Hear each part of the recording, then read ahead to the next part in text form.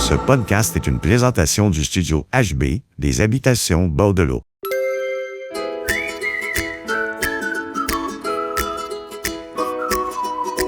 Cet épisode est une présentation des Habitations Bordelot.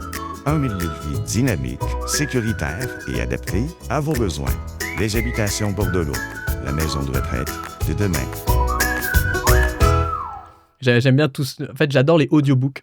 Je trouve que c'est tellement pratique parce que j'ai pas seulement le temps de m'asseoir et de lire, mais je me déplace souvent, puis je suis tout le temps en train de faire la vaisselle. J'ai l'impression que ça finit jamais la vaisselle. Donc pendant que je fais la vaisselle ou que je me déplace, j'ai souvent un audiobook ou un podcast. Donc j'aime beaucoup Acquired. Je sais pas si vous connaissez celui-là. C'est quelque chose, oui. Mais celui-là, j'aime beaucoup. Puis après, le classique Headlines de New York Times tous les matins pour savoir un petit peu plus sur l'état de notre monde actuel qui ne sont pas toujours bien allés.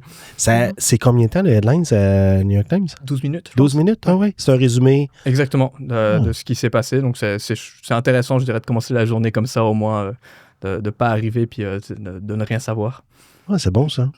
Les audiobooks, moi, j'aurais aimé ça avoir ça plus jeune. Parce que, tu sais, à l'école, ils nous demandaient tout le temps de faire des lectures. Puis là, tu te dis, mais je peux faire d'autres choses, mais je peux lire mon livre, puis après ça, faire mon résumé à mon professeur, puis d'avoir une bonne note. Parce que des fois, les professeurs prenaient souvent des livres qui avaient des films, mais le livre et le film n'étaient pas pareils. Fait que souvent, ils attrapaient les étudiants qui ne lisaient pas le livre parce qu'eux faisaient des références au film. Donc, mais audiobook, j'aurais été correct d'avoir la bonne histoire, puis les bons personnages, puis les bons caractères et tout ça pour analyser. Là. Par contre, ça, je trouve que c'est un sujet qui est très intéressant avec l'IA aujourd'hui, puis comment est-ce que ce changement-là s'applique dans les écoles, parce que même, en fait, maintenant, c'est tellement facile de ne pas lire un livre, de l'envoyer, de dire « Salut, peux-tu me le résumer ?» d'avoir les bonnes choses. Donc, je trouve que c'est le système scolaire, de comment il peut s'adapter par rapport à ça, c'est un beau sujet qui va arriver dans les prochaines années, parce qu'on ne peut plus du tout avoir le même système d'éducation que nous, on a eu quand on était tous jeunes. Tu ouvres un point important, l'intelligence artificielle, la technologie.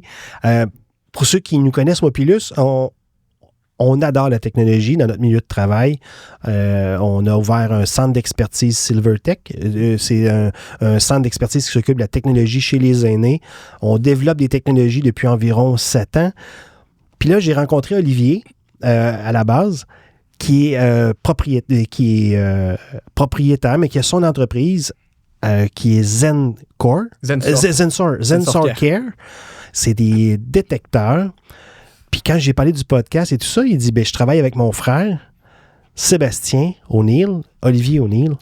Je suis bien content de vous recevoir parce qu'il y a plein de choses qu'on parle tantôt par rapport à la génération, mais comment est-ce que vous avez développé votre technologie? Puis comment est-ce que ça a commencé? Parce que vous êtes des frères. C'est lequel des deux qui a eu l'idée en premier de partir en entreprise puis de convaincre l'autre d'embarquer avec lui? Donc, je pense que ça remonte quand même parce que je pense que moi, j'ai toujours eu, en fait, je ne savais pas que c'était, je dirais, l'âme d'entrepreneur, mais j'ai toujours eu plein de projets partout, tout le temps. Ouais. Et ça a toujours été ça. Et je pense que j'appelais Sébastien à peu près toutes les 2 minutes pour dire « Sébastien, j'ai une nouvelle idée de projet, est-ce qu'on fait ça? » Donc, des exemples qui n'ont pas marché, c'était des idées que j'ai eues, notamment. Il y en a un qui est toujours, que je porte dans mon cœur, puis que je pense toujours peut fonctionner éventuellement. Mais c'était, je voulais recréer un réseau de transport collectif à partir des voitures déjà sur le terrain. Donc, je veux dire, disons, nous, là, tout à l'heure, on va repartir de Joliette, on va aller vers Montréal. Peut-être qu'il y a quelqu'un dans Joliette qui doit aller vers Montréal aussi. Qu'est-ce qui nous empêche de le prendre avec nous, mais surtout dans un milieu urbain comme par exemple Montréal, en fait, de pouvoir se dire, je pars de, je sais pas, Annecy, je vais aller vers la Chine. Peut-être qu'il y a quelqu'un qui fait Annecy, centre-ville, puis quelqu'un d'autre qui fait centre-ville, la Chine. Ouais. Donc, à pouvoir faire des transits comme ça, ça a toujours été une idée qu'on a eue depuis longtemps, mais que la complexité en fait technologique derrière ça, puis l'adoption semblait très complexe. On a eu l'idée d'essayer de faire du plastique à partir de coquilles d'œufs parce qu'on pensait à le nombre d'omelettes qu'on fait dans tous les restaurants de brunch, le nombre de coquilles d'œufs qui doit exister dans ce monde. Si on pouvait faire du plastique et l'utiliser, ça pouvait être une bonne idée. Puis après... Est-ce que c'est possible de faire du plastique avec une coquille d'œuf? Alors, je ne sais pas. Mais de donner une autre utilité à la coquille d'œuf. C'est ça, en fait, de se dire, il y en a tellement dans ce monde qui doivent exister de coquilles d'œuf qui sont probablement juste jetées ou utilisées à autre chose, que probablement que s'il y avait moyen de les réutiliser dans quelque chose d'utile, puis en fait, justement, une sorte de plastique biodégradable ou autre, pourquoi pas? Mais là, je vais demander à Luce, c'était quoi l'histoire qu'on a jasé dernièrement par rapport aux coquilles d'œufs qui faisaient comme de la poudre avec? Et puis c'était pour faire quoi? En fait, c'était pour faire un genre de tapis dans l'estomac pour le cheval parce qu'ils sont sujets à faire des ulcères. Puis ils donnent la poudre de coquilles d'œufs. Mais c'est pas prouvé. OK. Mais semble-t-il que ça fonctionne. Moi, je ne l'ai pas essayé, là. Mais pourquoi? Ça m'étonne. Moi, perso, je ne l'ai pas essayé, là, mais pour mon cheval non plus, je ne l'ai pas essayé. Mais oui, c'est ça, parce qu'ici, on fait 1700 repas par jour. Puis on a beaucoup de coquilles, que ce soit pour la préparation de dessert ou les repas ou les déjeuners et tout ça. Donc, il y a un de nos résidents qui a des chevaux, puis il demandait à nos cuisinières, garde-moi toutes les coquilles d'œufs, puis il y en avait beaucoup. Il réussissait à amasser, puis lui, il broyait toutes les coquilles. Il met ça dans son manger, ouais. Ils s'en rendent pas compte. Il y a peut-être ça, mais il y a peut-être du plastique qu'on peut faire avec les coquilles ou... Idée à explorer éventuellement peut-être dans quelques années. Est-ce que ça a commencé par vos parents à la base? Toutes ces idées-là d'entreprise, est-ce que vos parents étaient entrepreneurs à la base? Ou? Non, c'est vraiment Olivier. En fait, non, notre mère est entrepreneuse. Elle avait sa propre compagnie. Elle avait sa propre compagnie. Donc peut-être ça a fait germer quelque chose. Elle était en techno aussi? Non, elle est comptable. Donc, elle, en fait, c'est très niche, mais... je ne sais pas si vous savez, mais si on est citoyen américain et qu'on ne vit pas dans le pays, on doit quand même faire une déclaration d'impôt à ce pays-là.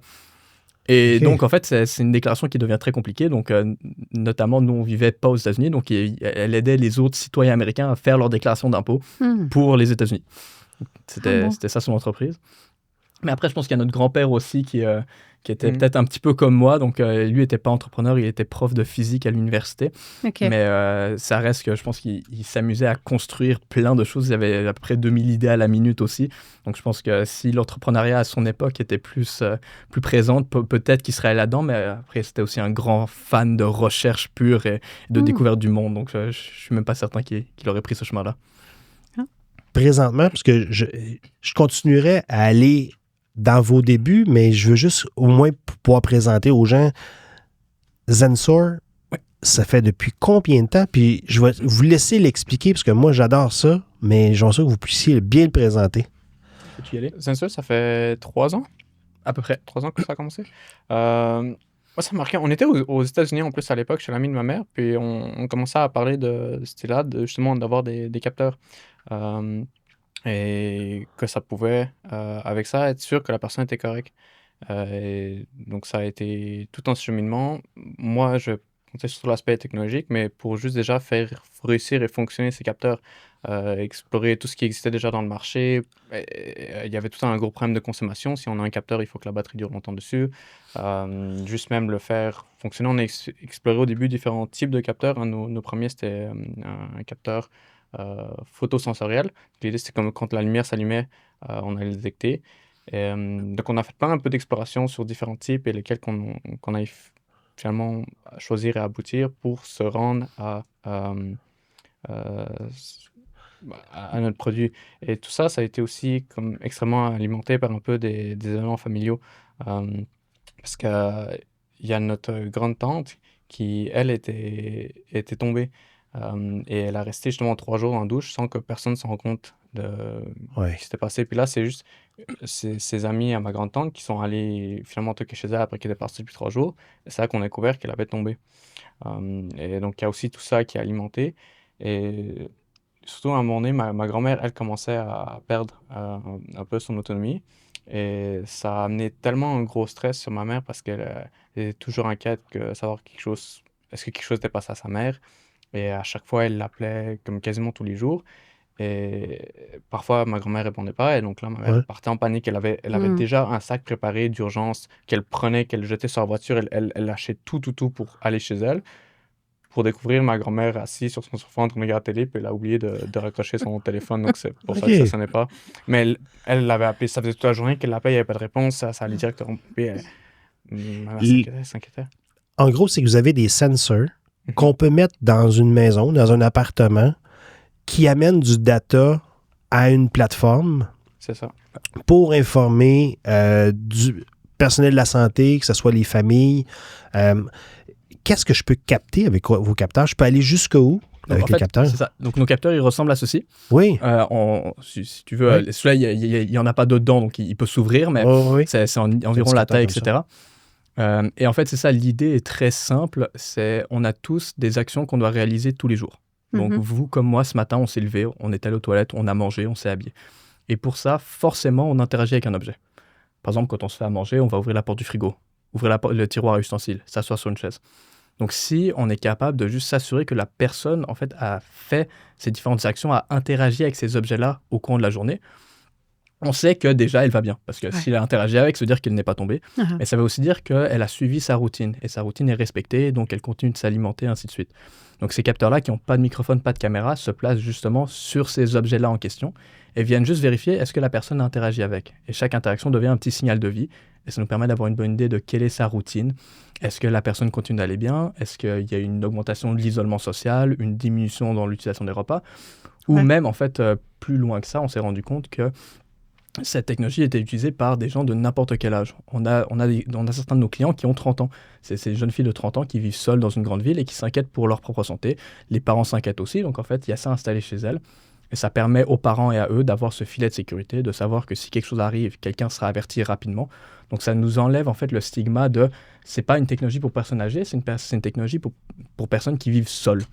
Okay. Et ça amène aussi l'argument que c'est donc beaucoup plus facile en fait d'expliquer la technologie. Tout ce que ça vient dire, c'est on s'assure que tu fais tes actions régulières. Si quelque chose sort de l'ordinaire, quelqu'un est averti. Okay. Est-ce que Luce devrait porter un bracelet ou une montre ou seulement le sensor dans l'appartement réussit à capter les informations? Est-ce que ça prendrait un collier ou un bracelet à la personne ou seulement le sensor donne l'information? Alors, c'est deux technologies qui sont un petit peu différentes. Oui, c'est ça. Donc, pour quelqu'un qui a haut risque de chute, et qui a vraiment, c'est le risque principal, le collier d'urgence sera toujours, je dirais, idéal, parce que lui, il permet de répondre instantanément dans le cas d'une chute.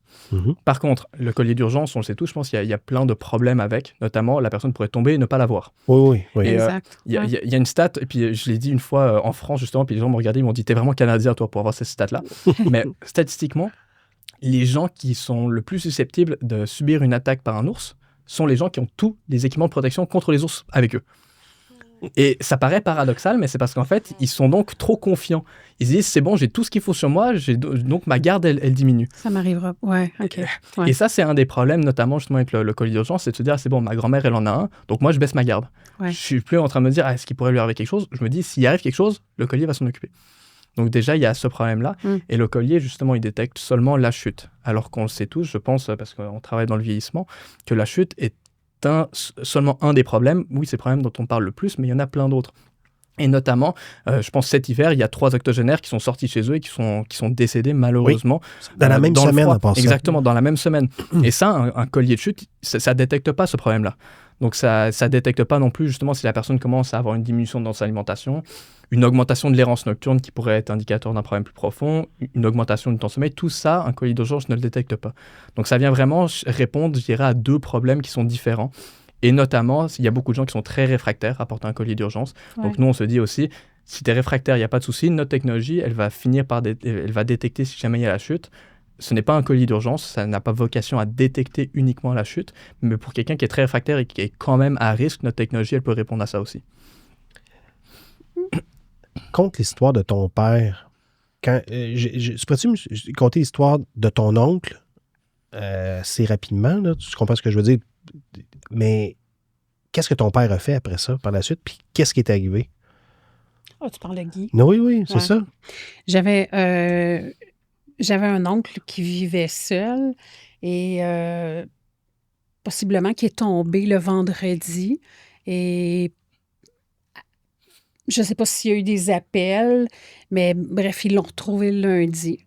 Trop tard. Ouais. Dans la salle de bain. Ouais, dans la salle de bain, par terre. Moi, c'est une histoire un peu comme ta grande-tante ou quelqu'un de votre famille. Oui, donc ils l'ont retrouvé dans la salle de bain, mais bon, il avait fait un AVC, donc c'est trop long comme réponse. Fait que tout ce qu'ils ont fait, c'est de l'amener aux soins intensifs, puis il n'y avait plus rien à faire avec. Fait que nous, on s'est dit, mon père, ça l'inquiétait, fait qu'on s'est dit... C'était son frère, fait qu'il dit... Ouais, fait qu'on y avait fait venir un bracelet ou un bracelet? Bracelet, montre, collier, on a tout fait venir. Oui. Plus rien savoir. Non, c'est ça. Il n'aimait pas l'aspect de... Il n'aimait pas l'aspect d'avoir quelque chose sur lui. Je pense qu'il l'a rechargé 1 ou 2 fois. Puis ça a pris le tiroir, puis il aimait pas avoir quelque chose, de démontrer aux autres qu'il avait peut-être une faiblesse ou... je sais pas si vous comprenez ce que je veux dire, mais c'est qu'il voulait pas identifier... il voulait pas être identifié par cet appareil-là. C'est ça, c'est de se dire, je suis pas encore vieux, en fait, je me sens pas vieux. Et puis le problème, c'est que souvent, il y a l'association de cette technologie-là, c'est pour les personnes âgées. Et moi, je me sens pas encore à ce stade-là. Non. Et donc, je n'accepte pas de porter ça. Ça vient brimer presque ma liberté, puis mon sentiment d'expression, de me dire, je ne suis pas cette personne-là encore, donc je n'ai pas besoin de cette technologie-là. Mm-hmm. Quand vous avez commencé ensemble, ce que je comprends, c'est Olivier qui est arrivé avec l'idée. Il appelle Sébastien. Ton introduction dans l'entreprise, c'était quoi? Est-ce que tu connaissais les sensors? Est-ce que tu avais une connaissance? Quelle étude que vous avez fait, exemple, pour connaître ce côté-là? À Sherbrooke, un bac en informatique. Et donc, dans un de mes cours, on voyait ce qu'on appelle IoT, un peu, Internet of Things. Et donc, j'avais expérimenté avec des petits capteurs. Un de mes projets, justement, c'était de travailler avec des capteurs qui communiquent avec une sorte de module plus central qui, lui, après ça, communique qui envoie l'information sur un serveur et tout ça. Donc, moi, d'un point de vue technologique, j'avais déjà vu ça. J'avais vraiment pas plongé comme j'y ai plongé en ce moment, mais j'avais déjà touché un peu à ça. Et aussi même de mon passé, parce que j'ai toujours été vraiment passionné par l'informatique. Et donc même en secondaire 4, j'avais un projet personnel à faire en informatique où j'avais travaillé avec un Raspberry Pi. C'est comme un mini-ordinateur. Et donc ça s'approche un peu de l'électronique. J'avais construit une voiture et moi, j'écrivais du code qui disait « OK, envoie de l'électricité à telle petite pin » où moi, j'avais branché après ça un moteur. Et quand l'électricité arrivait, le moteur s'activait, ce qui est accroché à une roue. Et donc, la voiture avançait. Puis, j'essayais de le faire suivre un circuit prédéterminé. Donc, je lui disais, envoie l'électricité pendant 3 secondes, puis aux 2 pins. Puis, la voiture avançait tout droit pour 3 secondes. Puis, j'avais calculé sa vitesse. J'étais comme, OK, il peut parcourir telle distance, tout ça. Donc, moi, j'ai toujours été passionné d'informatique. Et donc, j'avais déjà un peu touché, exploré ce monde assez pour commencer à comprendre, puis vraiment plus me plonger dedans. OK. Ta formation, toi, Olivier? Donc moi, j'ai fait un bac en génie physique à Polytechnique Montréal avec une orientation en génie biomédical. Puis à l'époque, mon rêve, c'était en fait de redonner la mobilité aux personnes quadraplégiques. C'est ça que je voulais faire. Ah oui! Avec tout ce qui est interface cerveau-machine, j'ai postulé chez Neuralink et tout ça. Moi, je trouvais ça vraiment fascinant. Je vais faire un peu de recherche au CHUM en médecine nucléaire à peu près. Mais c'était un stage d'été, c'était pas très long, mais ça m'a permis de me rendre compte de quelque chose qui était que la recherche, je trouvais ça beaucoup trop ennuyant. C'était beaucoup trop lent, ça avançait pas très vite. Et moi, j'étais quelqu'un justement qui avait après 2000 idées à la minute, donc j'avais besoin de quelque chose de beaucoup plus stimulant. Sébastien, toi, t'es-tu plus... Vraiment plus calme. Vraiment plus calme, c'est ça. Parce qu'au côté de la recherche et du développement puis de la technologie, c'est vraiment Sébastien. Oui. Puis vraiment, t'es aux idées. C'était une discussion qu'on avait justement hier, c'est qu'on travaille avec un technologue au niveau du centre d'expertise. Puis c'est vraiment quelqu'un qui travaille en recherche, qui est vraiment assidu sur son produit puis qui regarde. Puis moi, mais là, je suis un peu comme là, Olivier. J'arrive avec plein d'idées puis plein de choses, puis le souci... Puis c'est complètement différent. Mais ça prend un gars comme Sébastien, par exemple. Ça prend un gars comme quelqu'un qui nous ramène, dosé, puis qui voit les choses. Mais... Je dirais d'autant plus, on a aussi une autre cofondatrice qui s'appelle Emma Kinner, qui ne pouvait pas être ici aujourd'hui.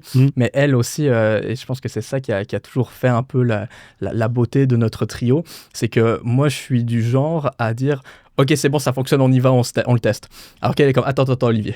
Est-ce que vraiment ça fonctionne? Est-ce que ça fonctionne? Est-ce que ça fonctionne? Non, ça fonctionne pas vraiment. Tu dis que ça fonctionne, mais honnêtement, pas vraiment. Donc moi, je suis le genre de personne, en fait, je me suis toujours décrit, j'aime beaucoup le 0 à 1. Elle est excellente dans le 1 à 10. Okay. Et c'est ce duo-là, en fait, qui fonctionne relativement bien. Puis en plus, avec Sébastien, qui a aussi ce caractère parfois un peu plus calme, mais qui a aussi l'envie d'avancer, en fait. Donc, je dirais en tout cas, ce trio-là original qui a démarré l'entreprise fonctionne très bien pour ça. L'entreprise est basée à Montréal? Oui. Comment est-ce que ça va par rapport au financement? Par rapport quand vous faites des rondes de financement présentement pour la technologie, est-ce que ça va bien? Est-ce que vous avez de la facilité à vouloir développer ou c'est difficile de trouver des subventions? Alors ça, c'est une excellente question. Ouais. Je pense que je pourrais en parler relativement longtemps.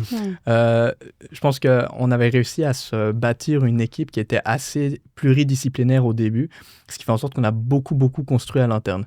Donc, on n'est pas allé chercher beaucoup de subventions pendant les premières quelques années parce qu'en fait, on construisait tout à l'interne. Donc, nos dépenses, à part notre propre temps, il n'y en avait pas énormément. Mais maintenant qu'on commence justement vraiment la partie commercialisation, développement, etc., c'est là où on est beaucoup plus buté à ces difficultés-là. On est incubé chez Garage Déco, donc on a réussi à obtenir le bon d'incubation justement à travers ça. On était en discussion pour justement le primo-adoptant et d'autres types de subventions de ce style-là. Mais sinon, surtout pour un produit physique dans les débuts, parce que beaucoup que ce soit d'investisseurs ou de subventions ou quoi que ce soit, en fait, ils aiment la preuve d'une certaine traction. Ouais. Ils veulent dire, est-ce que ça fonctionne? Prouvez-nous combien d'utilisateurs vous avez, etc. Mais le problème, c'est qu'avec un produit physique, si on n'a pas l'argent pour construire un produit physique, on n'a pas le produit physique pour montrer qu'il y a des utilisateurs qui l'utilisent. Donc, mais ça fait en sorte qu'on a aussi eu besoin de trouver parfois des petits, je dirais pas des raccourcis, mais presque des hacks en fait, pour tester l'idée avant de développer la solution. Et ça a été parfois relativement intéressant à obtenir, à y arriver. Parce qu'au Québec, on est habitué... Les Québécois sont habitués avec les dragons. Et depuis des années qu'ils écoutent les dragons, ça a l'air facile pour des entreprises d'aller chercher des investisseurs puis qu'ils puissent... Mais au jour le jour, c'est pas la vie des dragons à tous les jours. Là. C'est que vous vivez avec un développement de produit, un concept, vous devez le mettre en place pour l'essayer, pour vraiment vous bâtir du data. Vous êtes 4 employés, donc c'est du salaire, c'est du développement, c'est gros à faire à apporter. Est-ce que vous avez quand même une bonne réception du milieu, exemple, de la santé? Est-ce que vous trouvez que le milieu de la santé est prêt, mettons, à mettre en place des capteurs ou à mettre en place de la technologie dans leur milieu? Je pense que oui. C'est ça qui nous a toujours motivés. À chaque personne qu'on parle, ils ont toujours aimé l'idée. Ils nous ont supportés dedans. Et c'est ça qui a toujours comme motivé à continuer. Parce que ça, on parlait à des personnes, puis ils aimaient nos idées, ils nous encourageaient et tout ça. Et on a réussi on s'est installé dans une résidence où on a pu avoir des premières utilisations de tests. Et aussi, nous, on s'était dit qu'on voulait un produit simple, facile à installer. Et donc, on a déjà pu un peu essayer de le tester avec juste des clients un peu partout dans le monde. Et même à ça, leur retour en soi sur l'idée de le produit ont toujours été positifs. Ouais. Et je pense les certifications à avoir, parce que si vous voulez aller partout à travers le monde, est-ce que c'est la même certification Canada, États-Unis, ou est-ce que vous devez aller chercher, ou en Europe, parce qu'il faut aller chercher d'autres certifications? C'est un point que j'allais ajouter, justement, où je pense que nous, on a été chanceux pour ça, mais ce n'est pas considéré comme un dispositif médical en tant que tel, parce que, justement, on vient pas... Déjà, on n'a aucune donnée privée sur la personne. Tout ce qu'on voit, c'est ses interactions, puis même à ça, les capteurs ne sont pas identifiés. Donc, ce que je dis tout le temps, c'est que c'est propre à la personne qui l'installe. Si ça lui est installé sur le frigo de chez ma mère, j'ai envie de l'appeler Patate, je peux totalement l'appeler Patate. Il n'y a aucune contrainte. Donc, en fait, la plupart de nos utilisateurs dans notre application et dans nos bases de données s'appellent maman.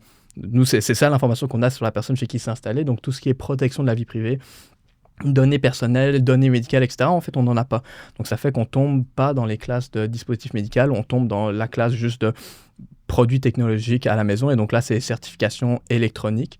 Et là, justement, on a travaillé notamment avec certains fournisseurs et donc on a certains modules qui sont pré-certifiés. Donc, ça nous a permis d'éviter certaines certifications ou du moins d'avoir des certifications plus facilement, etc. Donc, non, pour répondre à la question, ce n'est pas toutes les mêmes partout dans le monde, mais puisqu'on n'est pas un dispositif médical, on ne tombe pas dans la complexité des certifications médicales propres à chaque pays.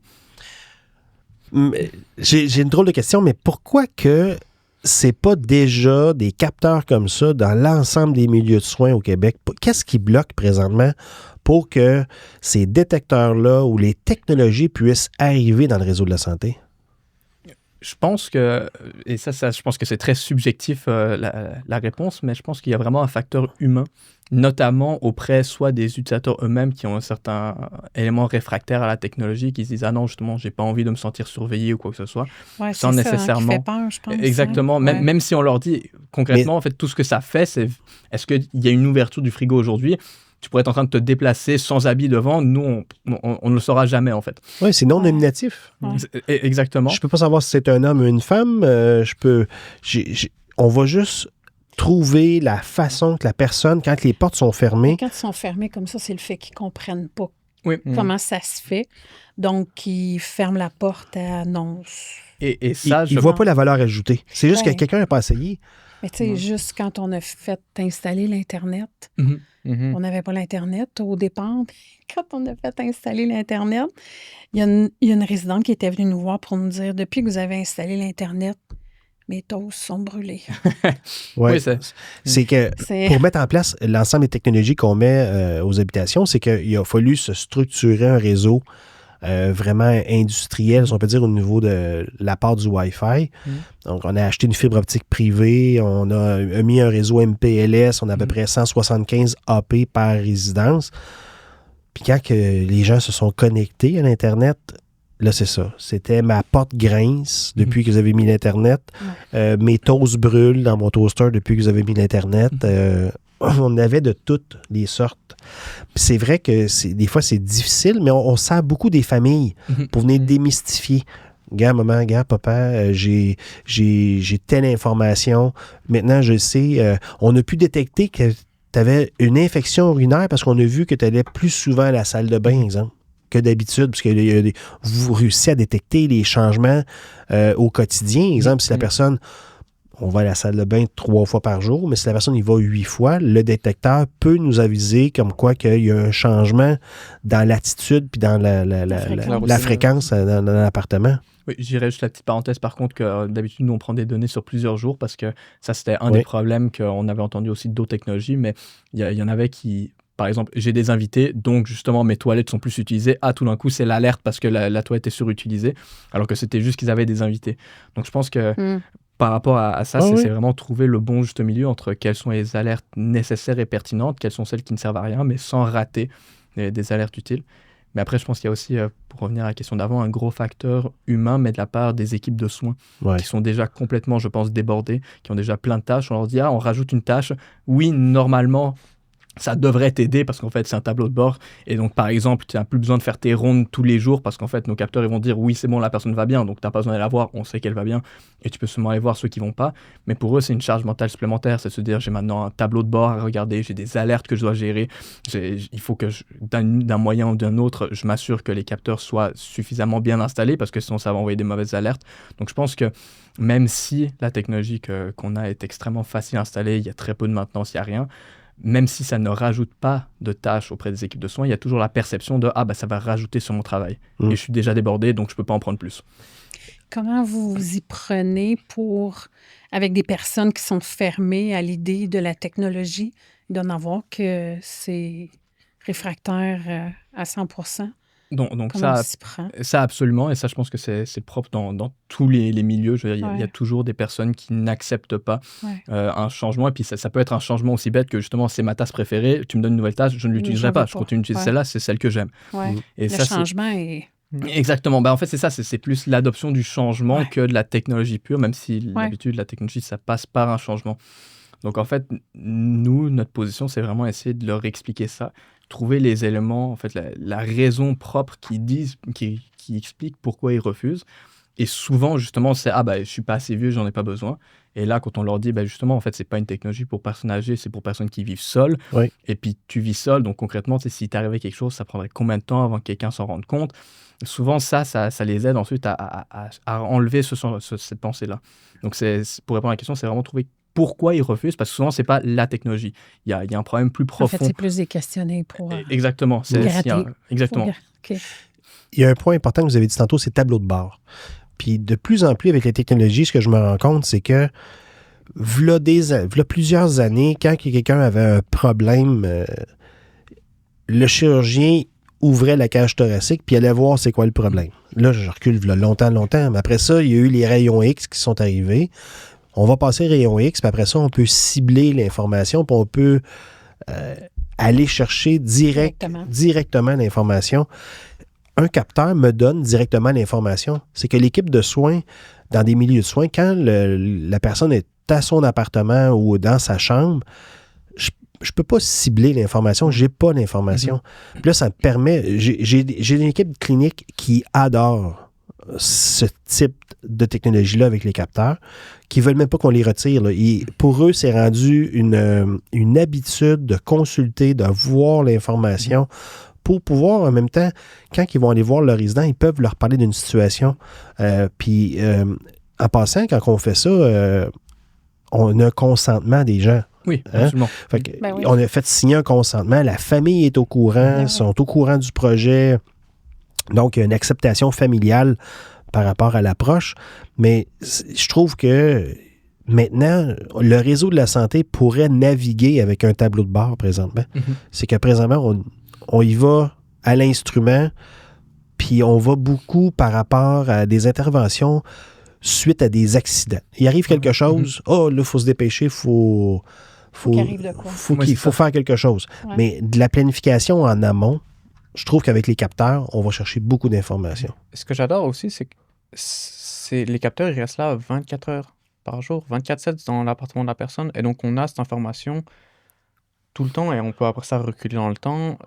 Une infirmière, elle va être là, ou une préposée, elle va arriver, elle va voir, elle voit l'état de la personne, mais elle sort de la chambre, et ça devient une boîte noire, on ne voit plus jusqu'à temps qu'on le rouvre. Tandis que les capteurs, on peut suivre la personne à travers la journée pour voir un peu son évolution, et ça nous aide à trouver, diagnostiquer des problèmes qu'on ne pourrait pas trouver autrement. Et puis toi, Sébastien, excuse-moi Olivier, non mais Sébastien, tu es un passionné d'informatique. Ouais. C'est sûr que la question est qu'avec l'arrivée de l'intelligence artificielle, est-ce que votre produit s'est beaucoup amélioré depuis que vous avez l'arrivée de l'intelligence artificielle? Vous avez accès à des plateformes? Où est-ce que tu peux voir où est-ce que ça s'en va, mettons, avec les capteurs puis les croisements de données que tu pourrais avoir avec l'intelligence artificielle?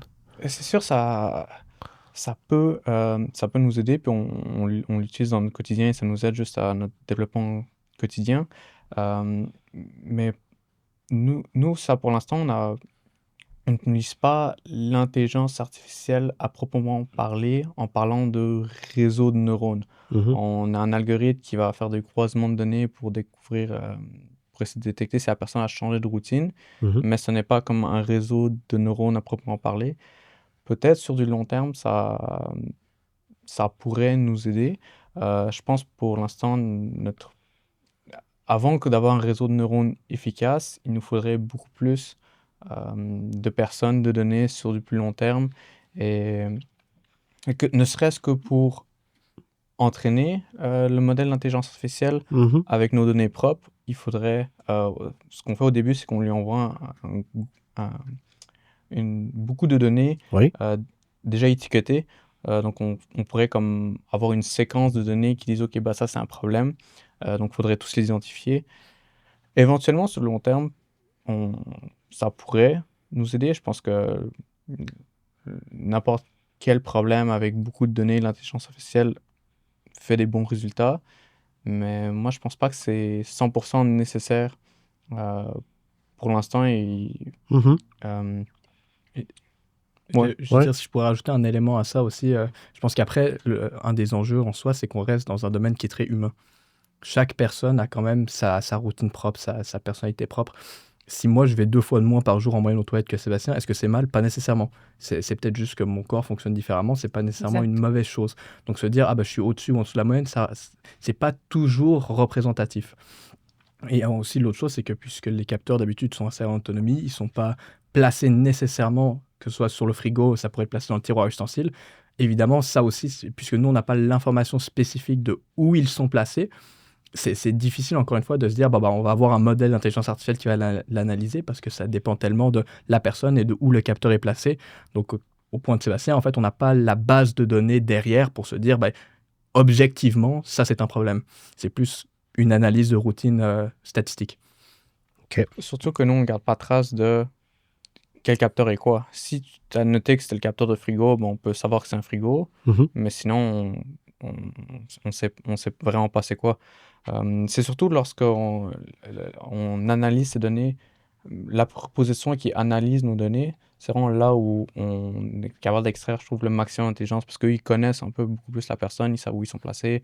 Donc, à juste nous, il nous manque un peu l'information de c'est où exactement les capteurs seront placés, qu'est-ce qu'on cherche vraiment à analyser sur cette personne-là qui est différent de tout le monde.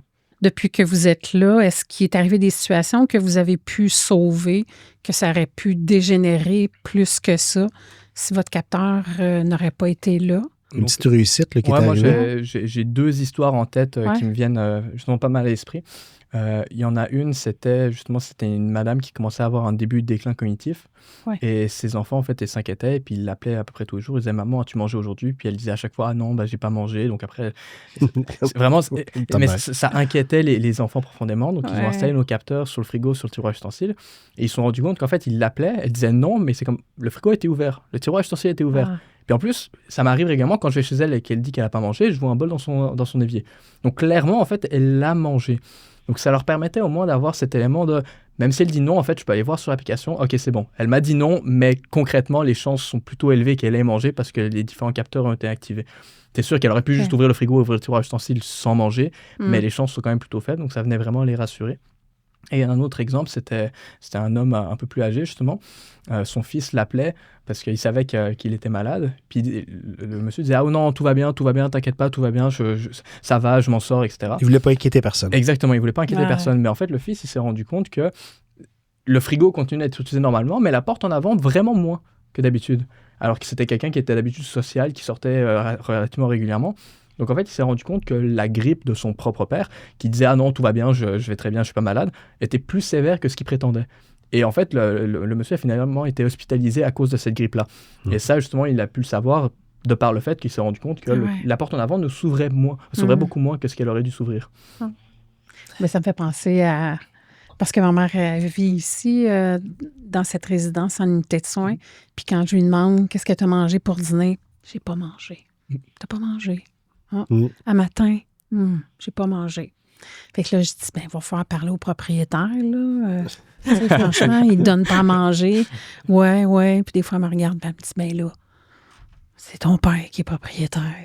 Okay. Mais souvent, elle dit, ouais.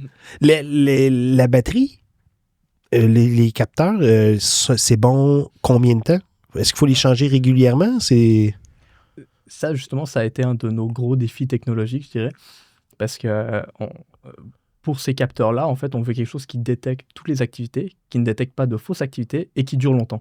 Parce que si on dit aux gens, ah oui, toutes les 2 semaines, il faut que tu changes les batteries ou que tu le recharges, surtout que si on a une optique que ce soit installé, par exemple, chez les citoyens québécois, donc chez Jeannette du coin de la rue, sa fille n'habite pas nécessairement avec. C'est Pauline, c'est Pauline. Non, c'est une blague. Pauline, non. Mais sa fille n'habite pas nécessairement avec Pauline, justement.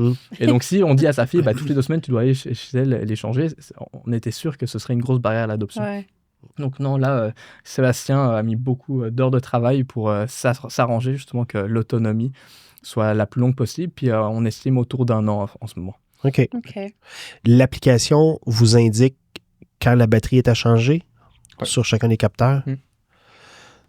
Le hub que vous avez d'informations, tantôt vous avez parlé que la famille peut avoir l'information, il peut avoir accès à la plateforme ou ça fonctionne par une application web, mettons une application que j'ai sur mon cellulaire ou il faut qu'il aille sur leur ordinateur, mettons, puis qu'il aille sur votre site pour avoir accès aux données? Par application mobile. Application mobile?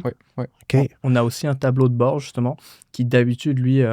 donne un peu, comme Sébastien disait, plus de tendances, l'historique des données, etc. Donc ça, c'est beaucoup plus utile pour les unités de soins un peu plus avancées, justement, qui ont envie de dire, par exemple, se tourner vers CLSC et dire, cette dame-là, elle a besoin d'aide au repas, regardez, ça fait 2 semaines qu'elle ouvre juste 2 fois son frigo par jour. D'habitude, pour les familles, c'est plus l'application mobile, parce que c'est plus le besoin immédiat de, est-ce que mon père ou ma mère va bien? Mais en soi, ils ont accès aux 2 et le tableau de bord complet sur un ordinateur ou l'application mobile qu'on peut télécharger dans l'App Store. Très bien, hein? Moi, j'aime ça. Ben oui. je suis épaté du nombre de data qu'on peut avoir, qu'on a au quotidien, mais qu'on ne se sert pas.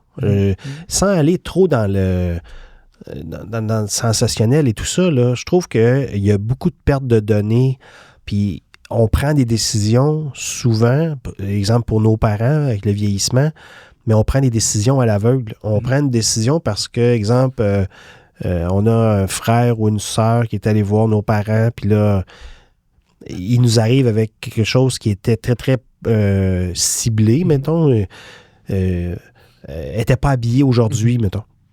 Mais là, ça ne veut pas dire qu'elle ne s'habille pas tous les jours. Non, mais là, ça fait 2 fois que j'y vais, puis là, on prend des décisions par rapport à ça, mais j'ai pas de données, j'ai pas rien. On y va à l'aveugle. Puis ça a des impacts importants chez les personnes. Puis de pouvoir prendre en amont une problématique aussi, de ne pas attendre que ça dégénère. Donc, si ça dégénère, c'est hospitalisation. Si on va chez les personnes aînées, mais une hospitalisation pour 48 heures, on parle de déconditionnement d'environ pour 7 jours. Donc, c'est gros là, de apprendre à marcher, de refaire sa masse musculaire. Donc, c'est des hospitalisations qui peuvent durer dans le temps, c'est des coûts, mais si avec un capteur, je peux aller chercher de l'information. Oui. Vous avez parlé que c'était arrivé avec la grande-tante, je crois, tantôt, avec quelqu'un de la famille. Comment est-ce que la famille a vu ça quand que vous avez décidé de vous lancer dans ce type de technologie-là, puis de travailler au niveau du vieillissement, mais oui, pour les personnes qui vivent seules, je comprends que c'est pas juste lié au vieillissement. Présentement, il y a une porte d'entrée par rapport au vieillissement parce que c'est la plus grande clientèle. C'est la plus grande clientèle. Mais comment est-ce que la famille a vu ça, de pouvoir vous lancer? Est-ce qu'il était insécure ou... Dans quel sens? Dans quel sens de vous lancer en affaires tous les deux? Avec votre groupe, là, mais avec l'équipe. Mais est-ce que la famille, on trouvait ça curieux que vous vous lanciez en technologie au départ aussi? Ils voyaient déjà en vous que vous étiez fait pour ça, mettons? Je pense qu'il n'y a pas eu de grande surprise, en tout cas pas au sein de la famille directe.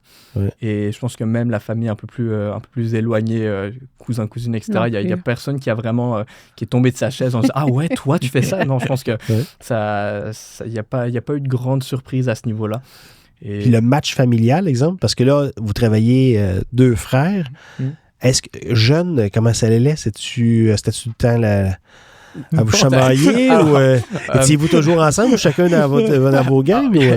Il y a eu des hauts et des bas. On a un 3e frère aussi, Théo, justement. Lui est maintenant dans les territoires du Nord-Ouest. On ne sait toujours pas à ce jour ce qu'il fait dans un coin aussi froid que ça, mais ça, c'est son choix, puis on l'accepte. Mais je pense qu'on peut beaucoup le remercier parce qu'il a été un très bon médiateur entre nous deux quand on était jeunes. Parce que je pense que c'est ça. Lui, c'était le tranquille qui nous calmait tous les deux et qui nous séparait, alors que nous, on était un peu plus à se chamailler puis à courir dans tous les sens. Parce que vous avez là pas mal du même âge. Vous avez combien de temps de différence entre les deux? 2 ans. Théo est plus âgé de 2 ans aussi. C'est 2 ans. Est-ce que Théo, lui, travaille en technologie? Non. Pas du tout, non. Ils savent pas, c'est ça. Ils savent pas ce qu'il fait là-bas. Il est dans le bois. On n'a plus de ses nouvelles. Non, lui, il a étudié en biologie, puis maintenant, il travaille pour à charger des avions cargo. OK. Donc, il est fan d'aéronautique. Donc, OK. Les prochaines... Oui, vas-y, Luce. Vas-y. En fait, je voulais savoir, parce que chez nous, les habitations, c'est du 7 jours sur 7. Pas 24 heures sur 24, mais quand mon père vient souper, c'est plus intensément. Mais est-ce qu'il vous arrive d'être capable de déconnecter de votre entreprise, de ne pas en parler une journée de temps où on dit en fin de semaine, on n'en parle pas, on est off parce que la semaine a été difficile, fait qu'on prend congé, ou ça se fait... La seule fois où j'arrive un peu à décrocher, c'est une fois par année, parce que moi et mon ami, on fait des voyages de vélo à travers le Québec. Okay. Et donc, je pars en vélo sans ordinateur. Ça te fait du bien, ça? Oui, mais c'est impossible, honnêtement. Même à ça, on est toujours un petit message, un petit truc qui apparaît. Et même sur mon vélo, je médite sur l'entreprise et le passé, le futur. Tout tu t'impliques tellement dedans que c'est impossible à décrocher. À décrocher. Ouais. Je pense que... Puis de critiquer le travail de un ou de l'autre quand c'est son frère, quand vous n'êtes pas d'accord dans une décision ou la direction que Sébastien décide de prendre dans son cheminement, comment ça se passe entre frères? Ça, justement, en ce moment, on a un petit conflit à l'interne, justement, de l'entreprise. Donc, ça va se régler. Ça, moi, j'y crois totalement. Est-ce qu'on peut en parler ou ça va envenimer les choses? Non, ça va pas envenimer les choses. Non, je pense, mais c'est ça, en fait. Et je pense que vous devez le savoir très bien, mais séparer le personnel du professionnel, déjà, c'est très difficile. Ouais. Et je sais que moi, je suis le premier à ne pas le faire correctement et adéquatement. Ouais. Après, par contre, ce que j'ai aussi toujours dit à Sébastien, c'est que t'es mon frère et tu restes mon frère avant tout. Ouais. Et donc, peu importe ce qui se passe dans l'entreprise, ça ne changera pas ça. Okay. Et puis ça, je pense que c'est quand même quelque chose qu'on essaye de garder justement entre nous et de se dire, oui, il y a des moments où on ne sera pas d'accord, oui, il y a des moments où tu auras fait n'importe quoi, puis il va falloir qu'on se le dise. C'est pour ça que Sébastien est venu en vélo de Montréal. Exactement. Il voulait pas voyager avec Olivier. Non, mais c'est lui qui m'a lifté, donc je le remercie pour ça. Non, mais c'est vrai que le respect, c'est très important. Donc, puis je pense que de jamais laisser quelque chose traîner, tout ce qui traîne se salit. Là, donc, mais quand on a un but commun, vous avez un but commun depuis le début quand vous avez parti le projet. Donc, il y a eu une association, il y a eu un déclic qui s'est fait. Donc, c'est sûr que des fois, on passe par des hauts et des bas, mais ça fait faire 12 ans qu'on travaille ensemble. Ça fait 10 ans qu'on est mariés, mais on n'a jamais eu de conflit au travail. Il n'y a pas... Ben, ouais, je dis ça. Vous allez égratigner une fois. Oui, égratigner une fois peut-être, mais pas assez pour mettre un pansement, mettons. Non. Tu sais, c'est resté à l'air libre, puis... c'est parti tout seul. Ça a guéri vite, oui. Mais ça passe tout par le respect et par la communication. Après, c'est ça, justement. Il y a plein de gens qui nous ont toujours dit c'est une idée terrible, justement, de partir en affaires avec la famille ou même, justement, avec conjoint, ex-conjoint, peu importe. Oui. Je peux encore être prouvé à tort, mais moi, au contraire, je trouve que c'est une bonne chose parce que c'est quelqu'un, que tu n'as pas envie de décevoir parce que tu le connais personnellement. Donc, tu te dis, il me semble que pour lui, en fait, je vais travailler d'autant plus fort. Et après, justement, au moment où il y a ces conflits-là, puisque c'est quelqu'un ça fait 27 ans que je le connais, que je l'aime, c'est pas ce petit conflit qui va nécessairement tout faire exploser. Alors que quand c'est quelqu'un, finalement, c'était un étranger avant, oui, d'accord, ça fait 2 ans qu'on travaille ensemble maintenant, mais ces petits conflits-là, ça peut amener une rupture, justement, parce qu'il n'y a pas ce côté personnel qui nous lie. On continue là-dessus. Il y a quelqu'un qui trouve très intéressante votre technologie, qui n'est pas du tout de la famille, que vous ne connaissez pas, qui décide de devenir investisseur. Est-ce que vous êtes prête à faire de la place à quelqu'un qui voudrait investir sans le connaître de l'extérieur, ou vous aimez mieux travailler la famille ensemble? Ou les amis, les proches, là, votre noyau que vous êtes là? C'est sûr, il faudrait qu'on se consulte à l'interne avant d'accéder. Mais moi, rapidement, comme ça, je dirais, en soi, si quelqu'un est passionné par notre projet puis il veut venir, il veut investir, 100%, on va le prendre. Moi, je nous vois vraiment, on est tous là, on a ce but, ce projet qu'on mène à jour, et si les personnes veulent venir nous aider, c'est d'autant plus supportant. On est comme, OK, c'est pas juste moi dans mon coin qui a parti sur une bulle, c'est non, il y a vraiment, on tient quelque chose, et donc si la personne veut nous aider, veut nous supporter, on va prendre l'aide. Il y a tellement de choses à faire, donc si quelqu'un est là, est intéressé par le projet, puis veut nous aider, on va le prendre, on va l'intégrer dans l'équipe, puis on va faire de l'aventure ensemble. Est-ce qu'on considère encore l'entreprise Zensor comme étant une start-up, ou vous êtes maintenant rendu une entreprise commercialisable et tout ça? Alors, ça dépend beaucoup de la définition de start-up, mais moi, je nous qualifie définitivement encore de start-up parce qu'on est vraiment aux phases de début de la commercialisation, justement. OK. C'est quoi les prochains défis pour les prochains mois, prochaines années pour l'entreprise? Sur un court terme, quand même, là, on a fait le switch où, plutôt que cacher de la technologie qui existait déjà, puis le faire pour que ça fonctionne ensemble, on a développé notre propre technologie. Donc, amener notre propre technologie, ça, c'est le premier, si on veut, quand même gros défi. Et après ça, moi je le vois, c'est tout comment on scale up, comment on peut faire pour accepter un lot de commandes. Il y a une grande différence entre ne serait-ce que 20 systèmes que moi je prépare chez moi dans mon salon à on a 1000 commandes, il nous faut de la gestion de stock. Il y a comme beaucoup de suppléments qui s'ajoutent on a quelques clients ici par là qu'on peut gérer. À tout d'un coup, qu'est-ce qu'on fait s'il y a énormément de commandes? Comment on fait pour gérer tout ça, pour ne pas s'écrouler? Donc, c'est un peu ça les prochaines étapes pour nous. C'est les défis de l'hypercroissance, là. C'est en plein ça, là. Tantôt, vous parliez d'international. Est-ce que vous voulez bien vous établir, exemple, au Québec en premier, ou vous allez aller à l'endroit que ça va prendre plus vite? Exemple, si vous voyez qu'aux États-Unis, c'est plus facile, est-ce que vous allez là tout de suite? Est-ce que vous voulez aller en Europe? Parce que j'ai des entreprises ici au Québec que j'ai vu passer, que 95% de leur business était à l'international, puis sont basés à Montréal. Là. Puis là, je me disais, ça se peut quasiment pas que cette entreprise-là ait juste 5% au Québec. Je veux dire... C'est sûr que dans un monde idéal, on voudrait d'abord commencer par le Québec, puis justement, pour aider les Québécois ici, autant ceux qui veulent rester chez eux que ceux qui sont en RPA ou autres. Donc, c'est sûr que c'est notre but principal. L'avantage, justement, de notre technologie, c'est qu'elle peut être installée par n'importe qui en 15 minutes. Donc, on n'est pas du tout limité par des barrières au niveau de la frontière ou quoi que ce soit. On n'a pas besoin de techniciens sur place pour l'installer. Donc, on a déjà des gens qui l'ont vu sur notre site Internet, qui l'ont commandé et qui l'ont installé aux États-Unis. Donc, notre focus de croissance, c'est le Québec, mais les autres portes ne sont pas fermées parce que c'est juste une boîte qu'on a besoin d'envoyer si quelqu'un le veut. OK. C'est quoi le cheminement? Je vais sur votre site Internet, je vous trouve, je fais sur Google, Sensor, je vois apparaître votre nom d'entreprise, je vais sur le site Internet, je fais la commande, ça va du nombre de pièces que j'ai ou ça va du nombre d'éléments que je veux valider?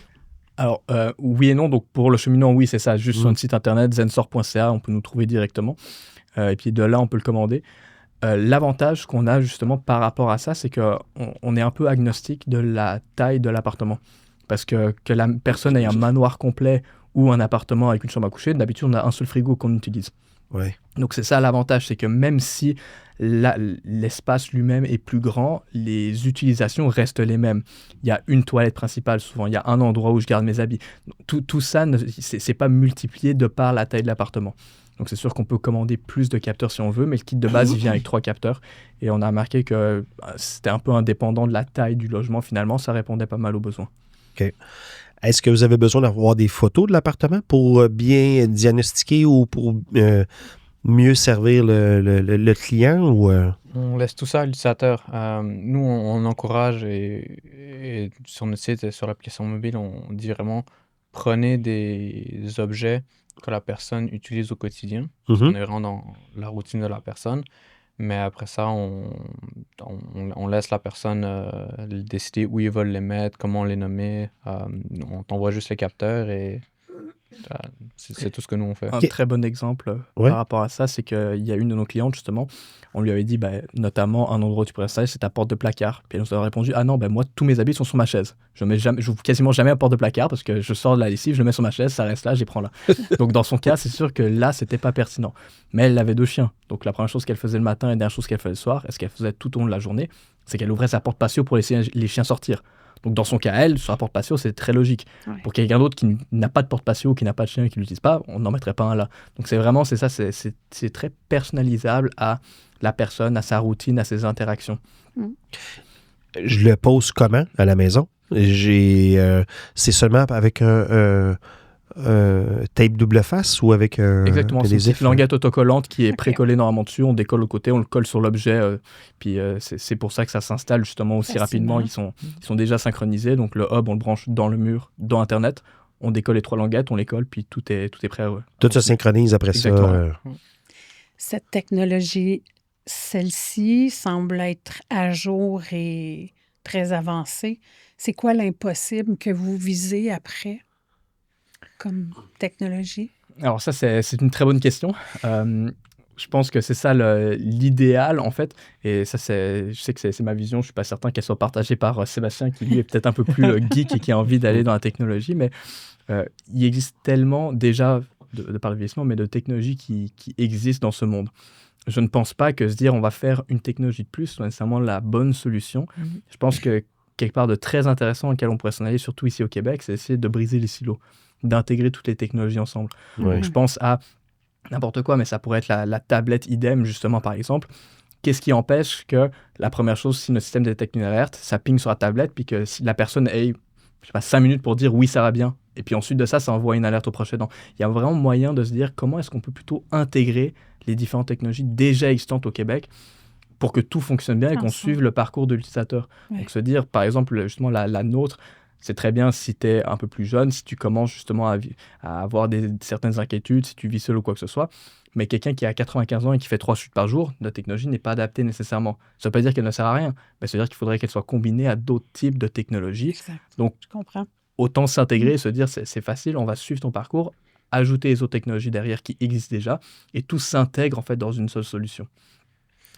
C'est de la musique à mes oreilles, parce que c'est que, comme entrepreneur, nous, souvent, il y a plusieurs technologies qui viennent nous voir. C'est comme ça que j'avais rencontré Olivier. Souvent, il n'y a pas de communication entre les technologies. Il n'y a pas d'API qui est développé entre les technologies. Donc, notre personnel doit ouvrir 2, 3 ou 4 applications pour un même résident. Donc, si ton rêve pourrait se réaliser, Olivier, j'aimerais beaucoup, beaucoup. Je trouve que présentement, ce qu'on parle beaucoup, nous, à l'interne, c'est qu'il n'y a pas de trajectoire pour aînés. Il y a une trajectoire qui a été faite pour la petite enfance. Donc, quand quelqu'un sort de la pédiatrie ou de l'obstétrique à la naissance, il leur donne un livre, là, comment il s'appelle, Mieux grandir, ou quelque chose comme ça, le petit livre, une petite bible, puis il donne toutes les informations pour un enfant. Ça fait longtemps qu'on n'a pas lu ça. Hein? Puis ça donne toutes les informations pour la petite enfance. Après ça, ils vont dans les CPE, après ça, ils vont à l'école, puis il y a le cheminement. Les aînés, on n'a pas de données sur eux. Les seules données qu'on a, c'est le recensement, mais on n'a pas de données sur leur état de santé. Puis ça prend tout le temps un chaos pour agir. Puis le chaos, mais après ça, c'est la porte de l'urgence.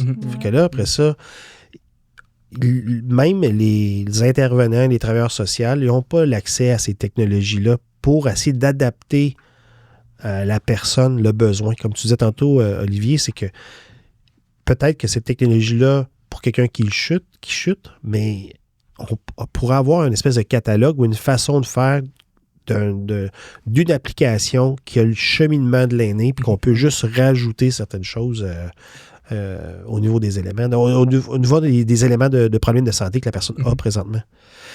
Puis ça fait une porte de moins pour aller à l'urgence, là, pour essayer de retirer à l'urgence. Ouais. Je pense aussi sur des analyses long terme aussi, ça, je serais tellement capable d'amener ça. Si on a des données sur 3, 5, 7 ans, tu peux vraiment voir la personne, dire comment on peut voir, elle commence à être de moins en moins sociale. Bon, ça peut entraîner d'autres maladies un peu de santé mentale qui peuvent s'entraîner, ou on peut voir... On le fait avec les animaux. Ouais. On va taguer des baleines, on va aller voir des animaux pour essayer de suivre leur cheminement, puis c'est quoi les besoins. Puis ta position, c'est de taguer tout le monde au Québec. C'est ça, là.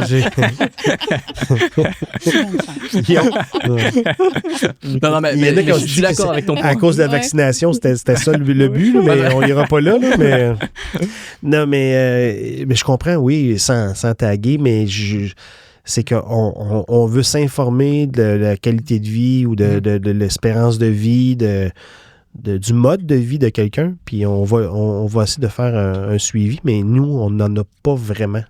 Parce que même si les gens ont un médecin de famille ou pas, tu le vois à peu près une fois par année, ou tu le vois juste quand tu as des besoins. C'est normal, là, tu peux pas tout le temps aller le voir parce que les médecins seraient débordés. Mais si on pourrait avoir quelque chose qui informe, puis même les données, l'application, est-ce que je pourrais la montrer au médecin quand je vais le rencontrer pour dire, mettons, j'accompagne mes parents chez le médecin, puis pour avoir des données, est-ce que je pourrais leur transmettre que ma mère, on voit qu'elle sort moins souvent, je pourrais-tu leur présenter votre application? Vous pensez au médecin me donner de l'information? C'est sûr que ça pourrait être présenté. Ouais. Après, c'est toujours à savoir qu'est-ce qu'il en fait après, mais oui, ça pourrait certainement être utilisé pour avoir certaines tendances, justement. Oui. Mais je pense qu'à ton point, justement, il y a un parcours pour la petite enfance, mais pas après pour l'âge adulte. Je pense que c'est parce qu'en fait, on se dit, ah bah c'est bon, la personne est mature, elle est responsable, elle sait ce qu'elle fait, alors que on est tous autant perdus qu'on était quand on était jeune. On ne sait pas ce qu'on fait, on ne connaît pas notre prochain pas parce qu'on ne l'a jamais fait non plus. Donc on a tous besoin de continuer d'être accompagnés comme ça, mais il y a cette présupposition que ah bah c'est bon, il sait ce qu'il fait, alors qu'en fait, pas du tout. Donc oui, je suis d'accord, en fait, avoir cet accompagnement plus long terme. Et un des problèmes, c'est que chaque personne a tellement un parcours spécifique et unique que c'est difficile de dire, voici ta trajectoire. Pas nécessairement, en fait. C'est vraiment, ça dépend de la personne, de ses revenus, de sa santé et tout ça. Est-ce qu'un jour, le capteur pourrait détecter une personne d'une certaine taille et un poids et l'autre, que vous pourriez détecter dans des appartements qui sont deux, puis d'avoir le profil des deux, du couple, exemple, dans l'appartement? Est-ce que la technologie pourrait se rendre là un jour? Notre technologie, je pense pas que c'est vers ça qu'on voudrait se rendre. Il y a des technologies qui peuvent le faire, mais nous, ça demanderait quand même un assez gros changement pour être capable de faire ce changement-là. Par contre, je veux juste ajouter un petit astérix à ça, parce qu'on a déjà eu justement des couples qui voulaient installer parce que, par exemple, monsieur commençait à avoir un début de déclin cognitif, mais madame, elle pas, et puis elle s'inquiétait pour son conjoint, notamment, est-ce qu'il va faire de l'errance nocturne, est-ce qu'il va sortir de chez moi quand moi je dors parce qu'il dormait dans des chambres séparées, etc. Et là, il y a toujours moyen, en fait, d'identifier, parce que même si on vit à deux, on n'a pas la même routine, on n'interagit pas nécessairement avec les mêmes objets. Donc souvent, il y a moyen de se dire, je vais placer le capteur sur l'objet où c'est juste lui ou juste elle qui interagit. Et donc, j'ai cette information-là. C'est sûr que, par exemple, le frigo, d'habitude, c'est deux personnes. Mais, je veux dire, je sais pas pour vous, moi, je m'assois tout le temps sur la même chaise chez moi. Oui, voilà. Même chose. Il y aurait très facilement moyen de dire, ça, c'est sa chaise, donc on va mettre sous sa chaise à elle ou sa chaise à lui. La cuisinière, c'est Luce, puis moi, c'est sortir les poubelles. Mais c'est ça aussi. Donc, il y a toujours moyen de dire, on a chacun, même si on est en couple, il y a des objets propres à chaque personne et des routines propres à chaque personne. Donc, il suffit de les identifier, puis on peut aller placer ensuite les capteurs en conséquence. Zensor.ca. C'est ça. Votre entreprise, ça fait 3 ans. Est-ce que, présentement, vous êtes incubé, vous avez dit, vous êtes à garage.co? C'est ça, garage.co? Garage Eco. Il y a, juste pour, parce que c'est quelque chose qui m'intéresse beaucoup, les hubs, toutes les hubs d'innovation. Comment est-ce que, vous êtes combien d'entreprises présentement incubées, présentement à Garage Eco? Alors ça, je pense qu'il faudrait leur demander à eux. Je pense que j'ai envie de dire une quarantaine, mais c'est vraiment... je ne le sais pas parce qu'il n'y a pas de cohorte, en fait. C'est pas par cohorte, Est-ce que vous interagissez entre les 40? Des fois, parce que je sais que vous n'êtes pas dans le même domaine du tout, mais des fois, est-ce que vous avez eu des interactions avec d'autres personnes qui sont incubées là pour vous permettre d'évoluer dans votre entreprise? Donc oui, absolument, parce qu'ils organisent souvent en fait, des afterworks. Sébastien, tu es allé au dernier... 5 à 7, je pense. Ce jeudi, il y a un autre événement de réseautage, justement, qu'ils organisent. Le propre de cet incubateur-là, c'est qu'ils sont dédiés sur les technologies physiques. Donc, c'est ça, en fait, le propre de chacun. C'est est-ce qu'il y a un produit physique ou pas? Si c'est juste une application, c'est pas cet incubateur-là. Donc, en fait, ça axe les problèmes autour de comment on développe un produit physique. Puis ça c'est sûr que c'est assez particulier. C'est quoi le plus grand besoin que vous avez pour les prochaines semaines, prochains mois pour vous faire connaître puis qu'on puisse vous appuyer dans votre développement d'entreprise? Est-ce qu'il y a quelque chose que vous aimeriez avoir qui va vous permettre d'exploser, exemple, de vous amener encore en hypercroissance? Je pense se faire connaître, parce que aussi c'est ça qui est pas facile. Que la personne, lorsqu'ils ont le problème qu'on résout, qu'ils pensent à nous et se faire connaître, c'est ça qui est un grand défi. De référencement, si la personne, ça a bien été son projet, qu'elle puisse en parler.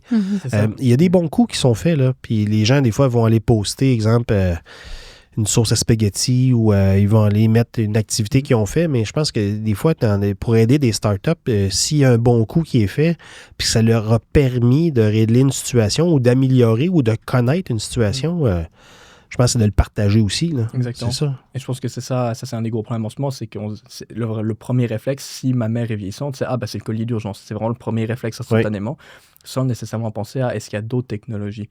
Donc, c'est vraiment essayer de changer le comportement de ce colis d'urgence n'est pas la seule solution. Il en existe d'autres qui peuvent répondre, parce qu'encore une fois, le colis d'urgence, très bon dans certaines situations spécifiques, mais pas parfait pour toutes les situations. Donc, c'est se dire, changeons cette attitude-là. Il n'y a pas une seule solution qui existe. Il y a plusieurs possibilités.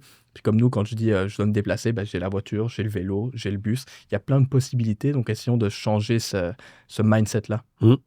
C'est d'ouvrir... les gens magasinent une auto, mais ils vont aller voir plusieurs concessionnaires. Puis j'ai l'impression, quand on dit tantôt le chaos, c'est qu'il arrive une situation pressante, puis les gens ont la solution facile, toute l'urgence, puis là, après ça, ça me prend... c'est le bracelet, je veux dire, ils vont aller voir, parce qu'il y a des publicités télé, quand ils faites du référencement, je veux dire, quand les gens cherchent sur la barre Google, c'est peut-être pas la première chose qui va sortir, mais les gens se dépêchent à trouver une solution, à mettre un plaster sur la situation. Exactement. Mais c'est important de s'informer, de voir aussi de ne pas penser pour nos parents non plus. Parce que des fois, on va mettre quelque chose, mais ça ne veut pas dire qu'ils vont adhérer à ça non plus. Fait que le fait d'avoir des sensors comme ça, mais j'ai rien alentour, j'ai rien à m'occuper. J'ai juste le résultat qui va m'arriver, mais la personne n'a pas besoin de rentrer de l'information à l'ordinateur, elle n'a pas besoin de rien porter. Ça c'était notre but, justement, en fait. C'est ce qu'on dit tout le temps. La personne chez qui s'installer, entre avant et après, elle ne change absolument rien à sa vie. Exact. J'ai une résidente qui appelle ça les gardiens sur les murs. Exactement. C'est le nom qu'elle donne au capteur. C'est mes gardiens sur les murs. Que je continue à faire ma journée. Donc, il y a plusieurs situations qu'on a eues, nous autres, à l'interne, qui a amené beaucoup de solutions suite aux données qu'on a eues avec des sensors. Donc, je vous remercie, les gars. J'ai une drôle de question. Au podcast à plein temps, on a toujours la question sur l'oreiller. Comme frère, c'est sûr que vous ne dormez pas ensemble, parce que je pense pas. Pas encore. C'est arrivé, mais... C'est déjà arrivé, mais il y a plusieurs années. Avec une tente dans le salon, avec des couvertures et des coussins. Est-ce que vous parlez souvent dans une journée? Est-ce que vous travaillez dans chacun votre domaine? Oui, mais pour la même entreprise. Est-ce que vous êtes la personne qui vous appelez souvent durant une journée? Tous les jours. Tous les jours? Dans le fond, en fait, j'ai la solution. Pour les aînés, il faut simplement se partir en entreprise familiale avec 100 parents, parce que comme ça, tu vas leur appeler tous les jours, 3 fois par jour, pour régler le problème. C'est vrai! Non, mais c'est vrai. Si j'avais une entreprise avec mon père, ben là, j'y parlerais tous les jours. Ça serait une solution. Mon père, est-ce qu'il voudrait? Je ne sais pas. Jules, est-ce que tu veux partir une entreprise avec moi? Mais c'est vrai que ça ferait plus de contacts. On se parle tout le temps. Il y a toujours des choses à discuter. Serait-ce que parfois des petits détails. Parfois, il faut vraiment se poser puis analyser les prochaines étapes. Je pense même juste entre nous, on a 3 rencontres déjà juste par semaine où on se dit, mettons, il y en a une spécifiquement pour la technologie. OK, c'est quoi les prochaines étapes et tout ça. Mais juste au quotidien, les messages, les appels, il n'y a pas une journée où on ne s'écrit pas. On s'appelle 2-3 fois par jour.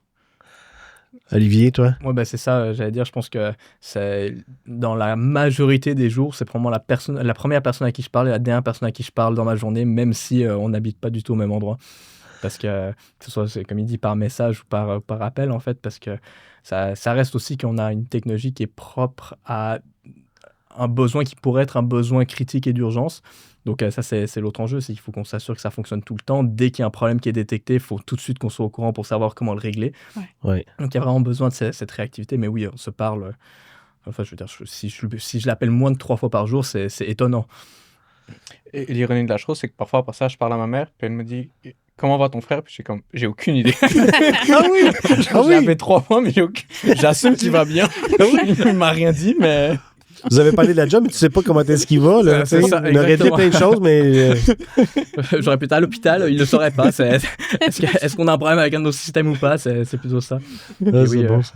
ma mère elle doit en avoir marre parce qu'effectivement, même je pense que son anniversaire, c'était le 1er mai. Et je pense qu'on a réussi à ne pas parler de travail cette soirée-là. Mais sinon, à chaque fois qu'on va souper chez elle, elle essaie toujours de dire « Parlez pas de travail aujourd'hui !» Puis on finit toujours par parler de Zensor. Donc, Très bon. Mais c'est important d'avoir l'appui familial aussi, mais je suis sûr que vous l'avez. Mais c'est vrai que les soupers de famille, quand on est en entreprise, c'est... Ça se résume à l'entreprise. On dirait qu'on fait du small talk au début pour, mettons, une partie de hockey, la température, mais c'est très, très rapide. Clouc, ça tombe, c'est tout de suite le travail, puis où est-ce qu'on s'en va. Puis... Un gros merci, Luce. Merci Sébastien, merci Olivier, merci d'être venu au podcast à plein temps. Donc, je vous laisse repartir avec l'oreiller. C'est à vous. Oui, vous partez avec chacun vos tasses, les tasses à plein temps. On commence à se les faire demander. Fait que mettez-la pas tout de suite sur. C'est ça, la garder pour eBay si vous voulez. Donc, je vous souhaite une bonne continuité dans votre entreprise. Puis, laissez-nous au courant si des fois vous voulez qu'on parle, parce que comme je l'ai dit tantôt, c'est important de publiciser puis de parler. Si vous avez des bons coups, nous faire signe puis on va partager, ça va nous faire un très grand plaisir. Bonne continuité, les gars. Merci beaucoup à vous deux, en tout cas, c'était très agréable. Merci.